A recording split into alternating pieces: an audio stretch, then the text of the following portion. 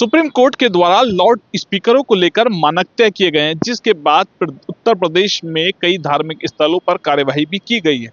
मुरादाबाद जनपद में loud speaker पर मानक तय हो जाने के बाद मुरादाबाद के मुसलमानों से बात की गई, तो मुरादाबाद के मुसलमानों के द्वारा कहा गया है मुरादाबाद जनपद में तय अनुसार मानकों को लेकर ही मुरादाबाद में तमाम धार्मिक स्थलों पर लाउड स्पीकर लगाए गए हैं। जब जानकारी की गई है तो लोगों के द्वारा अपनी बात में कहा गया है।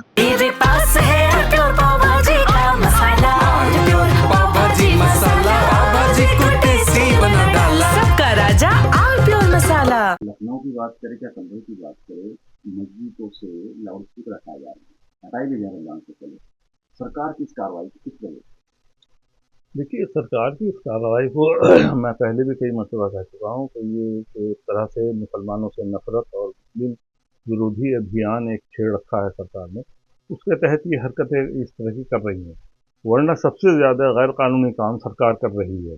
अभी हाल ही में जो ये यात्राएं निकली, अभी जिस तरह का नाम इस पर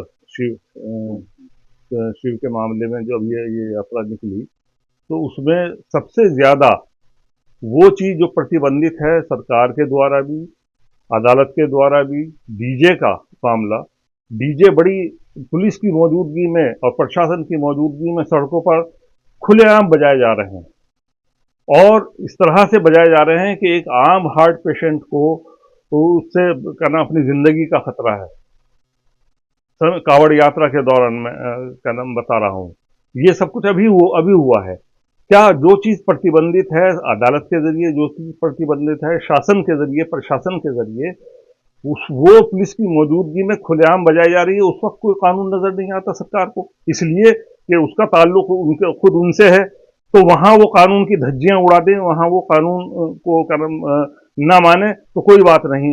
और जो कानून के दायरे में जो चीज़ है और सैकड़ों साल से चली आ रही है, उसको उस पर वो आपत्ति करके और इस तरह की हरकतें कर रहे हैं। वो सिर्फ मुसलमानों को आतंकित करना, मुसलमानों को डराना धमकाना और मुसलमानों के खिलाफ एक नफरत की उनकी निशानदेही है कि इस तरह की हरकतें वो कर रहे हैं।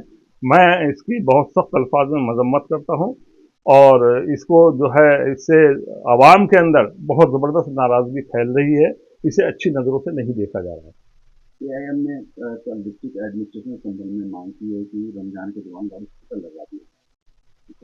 नहीं, तो हमारी एक ज़रूरत है, आजकल लाउड स्पीकर एक ज़रूरत बन गई है।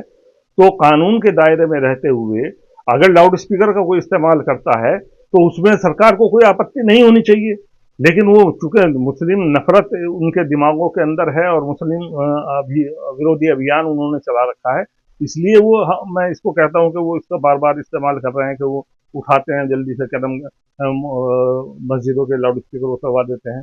वरना मैं फिर वही कहता हूं कि अगर आपको लाउड स्पीकरों से कोई आपत्ति है तो आपने डीजे क्यों नहीं रुकवाए कावड़ यात्रा के दौरान? कावड़ यात्रा के दौरान पूरे प्रदेश के अंदर डीजे बजे हैं और सड़कों पर बजे हैं पुलिस की मौजूदगी में, और इतनी तेज आवाज से बजे हैं कि क्या नाम हार्ट पेशेंट को उस जिंदगी का खतरा पैदा होता है। तो आप क्या नाम लोगों को मारने के लिए क्या नाम सारे काम कर रहे हैं, लेकिन एक कानूनी जरूरत पूरी करने के लिए और क्या नाम उनकी धार्मिक जरूरत पूरी करने के लिए उसमें आप टांग अड़ा रहे हैं। ये आपके सरासर जाहिर करता है कि नफरत आपके दिलों में भरी हुई है। आप किसी कानून का और किसी शासन प्रशासन को चलाने का काम नहीं कर रहे हैं, बल्कि मुसलमानों के खिलाफ एक विरोध का काम कर रहे हैं। सैयद अहमद कमाल और गुल्लू मियां। साहब, सरकार ने कुछ मस्जिदों से अभी रमजान से पहले स्पीकर हटाए, एक आया कि सुप्रीम कोर्ट का, जबकि मंदिरों पर लगे हैं। क्या कहेंगे, क्या एक मैसेज क्या देना चाहेंगे?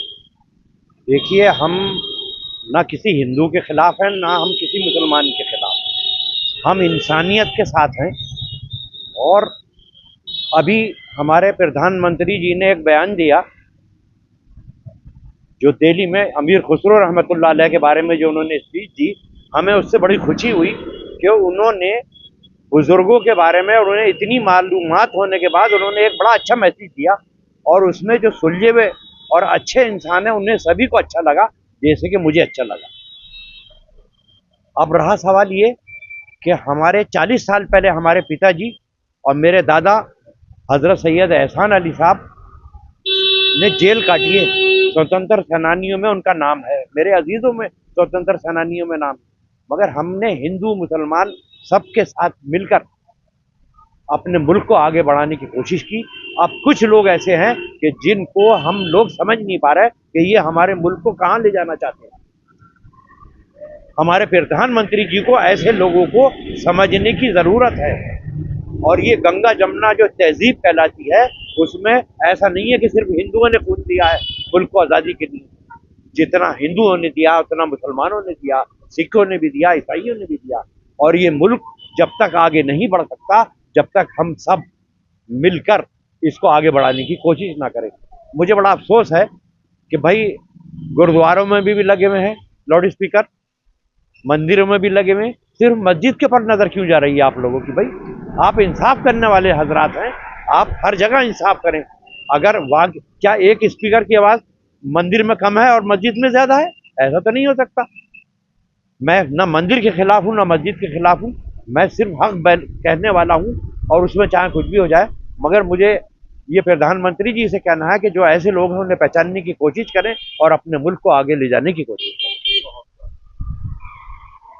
सुप्रीम कोर्ट के आदेश के बाद मुरादाबाद में तमाम धार्मिक स्थलों पर लाउड स्पीकरों की ध्वनि को सेट कर दिया गया है। लगातार सुप्रीम कोर्ट के आदेश के बाद मुरादाबाद के साथ ही अलग अलग जनपदों में लाउड स्पीकर तय मानक अनुसार लगे हुए हैं। मुरादाबाद के लोगों के द्वारा इसमें प्रतिक्रिया दी गई है। शारिक सिद्दीकी, TV9 मुरादाबाद। कुछ तो सस्ता लो, सब बढ़िया लो, इसमें क्या खास बात है? थोड़े में ज्यादा स्वाद, यही तो है इसकी खास बात। मसाला